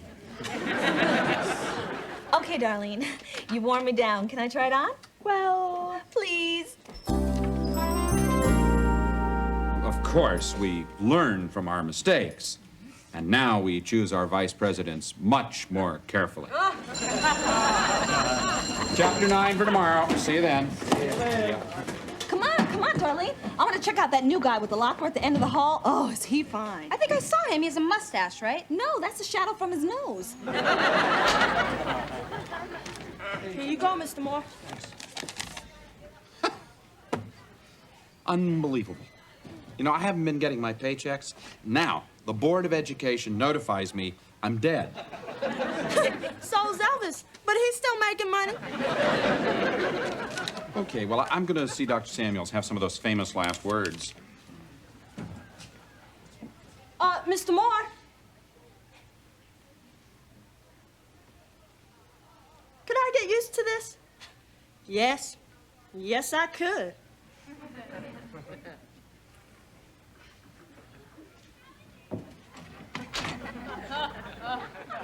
Hi, TJ. What's up? Oh, I'm not doing anything. I have every right to be here. I just came to drop off a message for Mr. Moore. Gotta go. See you. Bye. TJ, you okay? Listen, Sarah, can I have my grandmother's ring back now? What? What are you talking about? I put it back on your desk. I thought you took it. Oh, no. Hi, Alex. Hi. Where is it? Where's what? My grandmother's ring.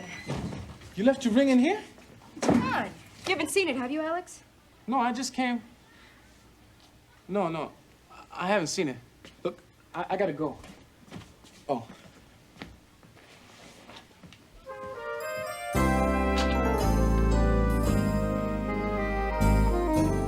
I can't believe Alex would take your ring. He's just not like that. I didn't say he took it. I said he was alone in the room when I went back to get it.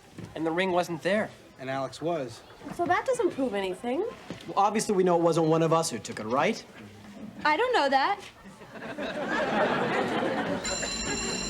Sorry, darling. We gotta go. Look, I don't care what his reasons were. That ring is important to me. Darlene, a man is innocent until proven guilty. You can't go around accusing a guy of stealing without proof.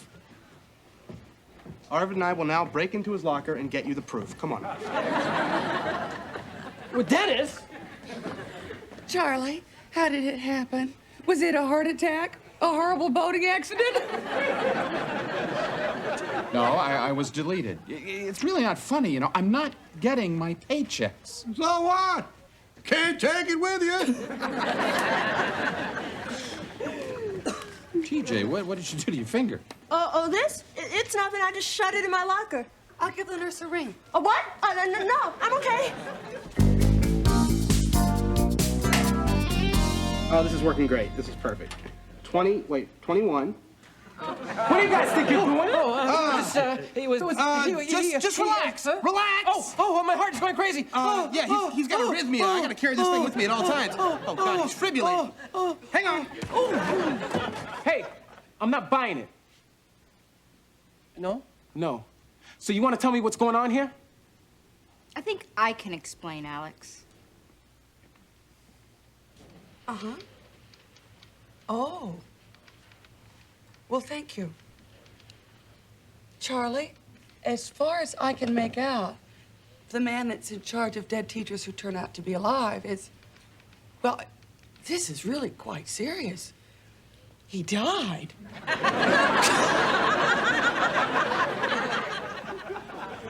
So you think I took your ring? Well, I guess it shouldn't surprise me. I know exactly what you were thinking. Oh, he's a Puerto Rican kid. He's been around. He's worked the streets. Oh, you can't trust those people. No, it's not that we don't trust you. It's just that we don't, Believe you. Oh, I get it. It's easy to put the blame on me because I'm new. Well, I didn't take your ring, Darlene. And as for the both of you, I thought we were gonna be friends. I guess I was wrong. Nice going, Darlene. Darlene, can I try? Excuse me, what's going on here? Well, no, what happened was, I had Moore, no, and then you hit what happened was... Shut up. Mr. Moore, do you remember my grandmother's ring? Well, it's missing, and I have reason to believe that somebody stole it. I don't want to say any more. Hold it! When I find your ring, Darlene, rest assured that person will answer to me. And I don't mean just a few hours detention here. I'm talking expulsion. I believe you all have somewhere you have to be. Move it!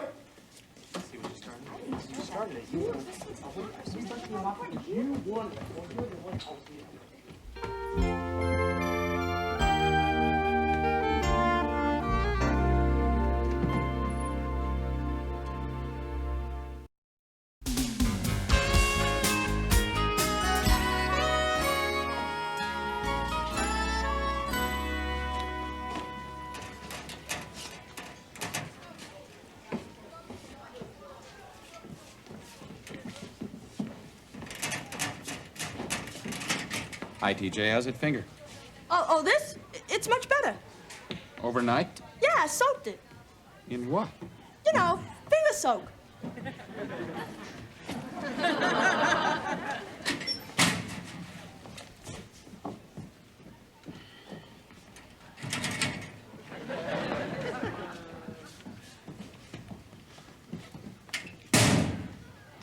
Morning, Alex. Yeah, great. What's wrong? Nothing. Okay. Look, why doesn't everybody just say what's on their minds? Get it out in the open, spit it out. Something you want to talk about with me? Nah. Okay. All right, yes, I like Darlene's ring, and yes, I was in the room when she came back, but that doesn't make me a thief, does it? No, it doesn't. I mean, it's not like I was the only person in the room. I mean, it could...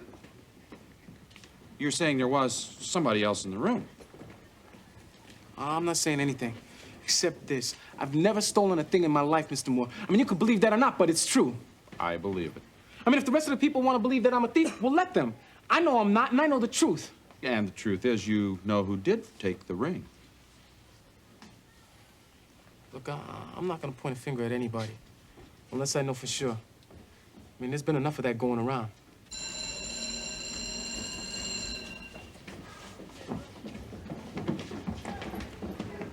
Don't you think we should be going in, Mr. Moore?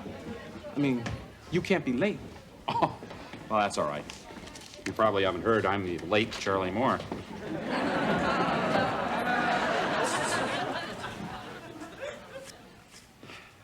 Trial of Alex Torres.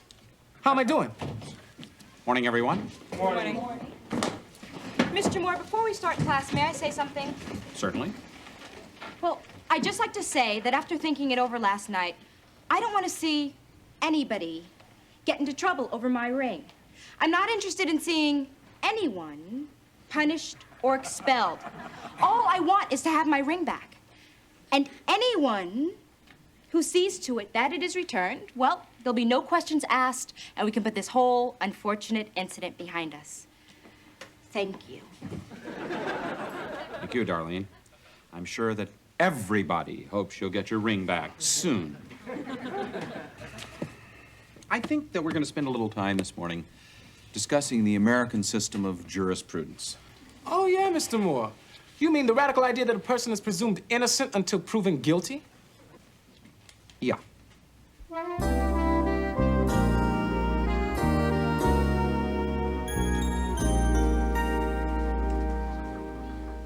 Alex? Hi, TJ. I think it stinks what all the kids are saying about you. You do? Yeah. I mean, who do they think they are? Nobody's perfect, right? Right. Well, I just wanted to say that I know you're not the thief. Thanks, TJ. I know you do. You were there. What's that supposed to mean? Nothing. Yeah, well, don't get the wrong idea here, because, see, all I was saying was I know you didn't rip off Darlene's ring. That's all I was saying. I know, TJ. I heard you. Yeah, well, someone could get from your tone of voice that maybe you thought I knew something about the ring. Now, why would I think that? Yeah, why would you think that? You got anything more to say to me? No? Catch you later. Hey, what's that supposed to mean?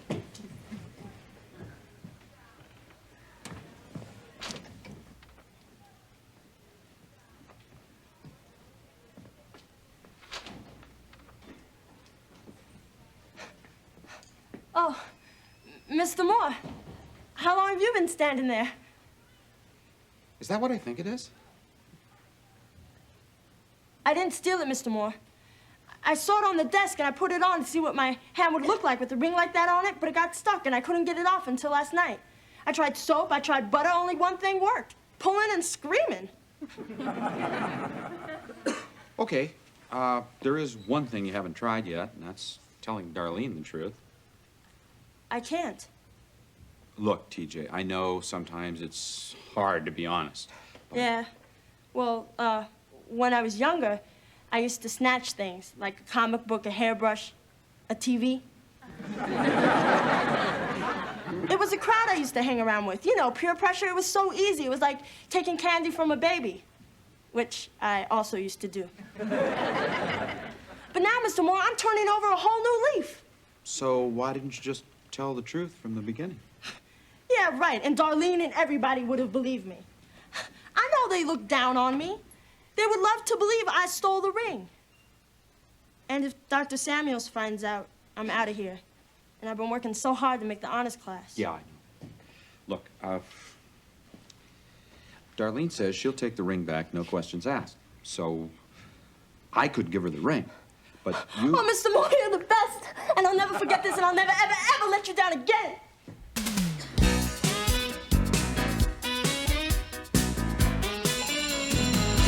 At last, the day of judgment has arrived. I want to hear about these cases you've chosen to illustrate miscarriages of justice. Simone?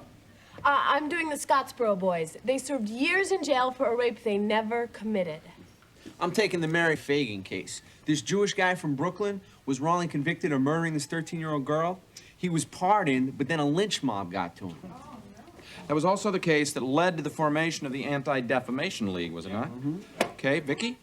Linnell Jeter, he was sentenced to life for a $615 robbery that he didn't even commit. The charges were dropped recently, but the arrest is still on his record.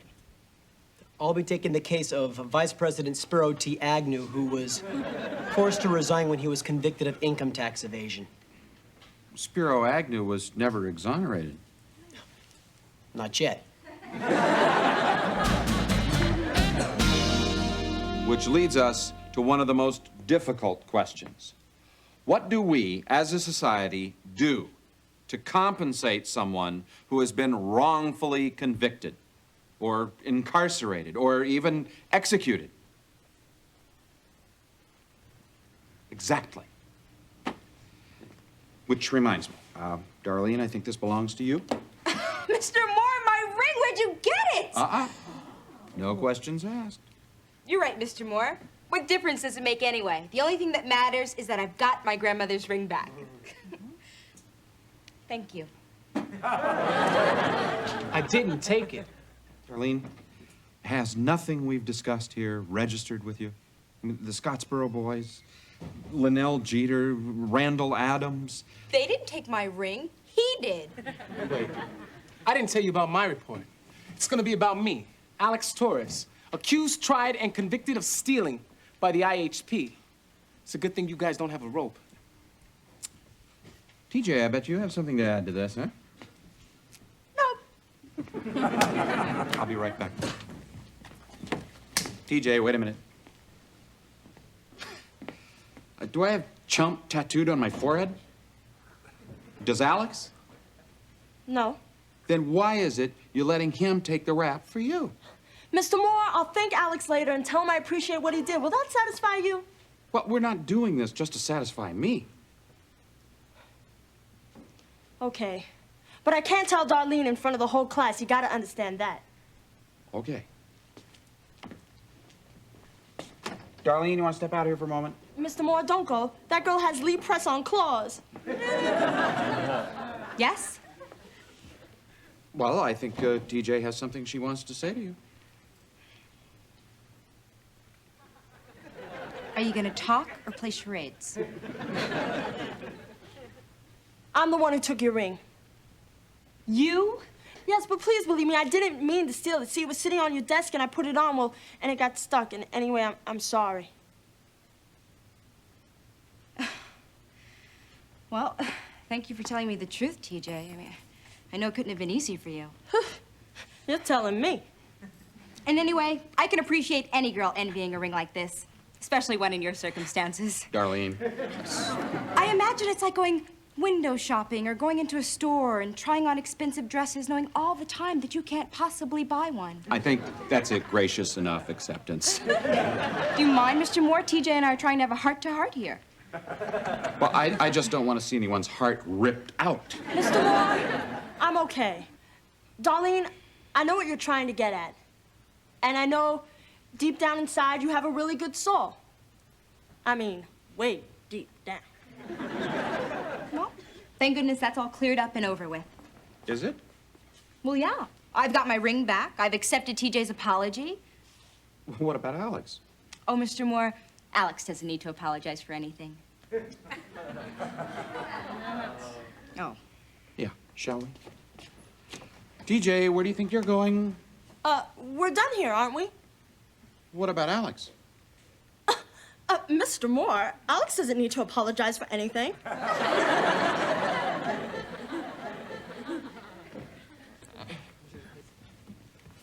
Okay. It's been brought to my attention that, I think maybe a little louder. It's been brought to my attention that maybe we all were... I was a little hasty in accusing Alex of taking my ring. It turns out it was TJ who found it and was afraid to return it. Isn't that funny? Anyway, now that everything's said and done, I think that I owe Alex a huge apology. And I wouldn't blame him if he didn't accept it. I just hope that you know that I'm sincere. I'd like to say something to Alex, too. Yeah? You took the heat for me, and you didn't have to. And, well, thanks.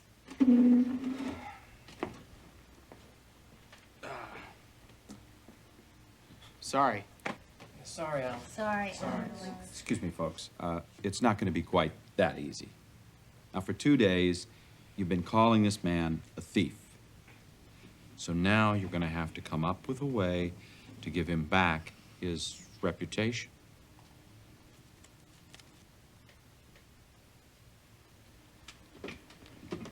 Well, I could write a documentary. Hey, it's okay. Apologies accepted. Everybody. And you know, Darlene, we could get over our differences a lot quicker if we, like, spend a little more time together. Like, maybe Friday night you and Alex, I wouldn't push it.